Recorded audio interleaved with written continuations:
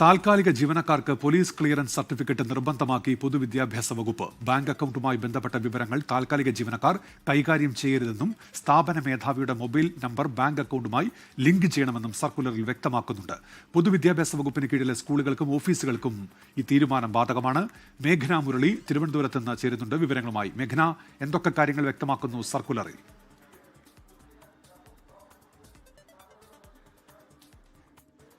ഉന്മേഷ്, കോഴിക്കോട് ജില്ലയിലെ 3 അധ്യാപകർ MDMA കേസിൽ പ്രതിയായ വാർത്ത അറിഞ്ഞതാണ്. അതുമായി ബന്ധപ്പെട്ട് താൽക്കാലിക ജീവനക്കാരാണ് ഈ അധ്യാപകർ എന്നുള്ള വിവരവും പുറത്തു വന്നു. അതിനുശേഷമാണ്, അതിന്റെ പശ്ചാത്തലത്തിലാണ് പൊതുവിദ്യാഭ്യാസ വകുപ്പ് നിലവിൽ സർക്കുലർ ഇറക്കിയിരിക്കുന്നത്.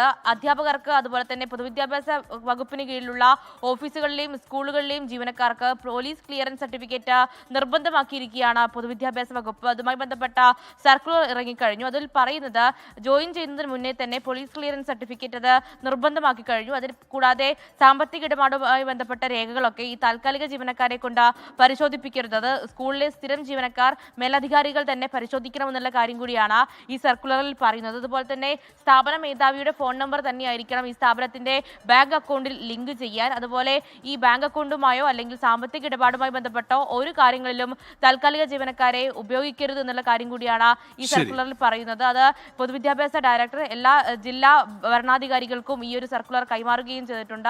അത് നിർബന്ധമാക്കിയില്ലെങ്കിൽ നടപടി എന്നുള്ള കാര്യം കൂടിയാണ് ഇപ്പോൾ പുറത്തുവരുന്നത്. മേഘന മുരളിയാണ് വിവരങ്ങൾ നൽകിയത് തിരുവനന്തപുരത്ത് നിന്ന്.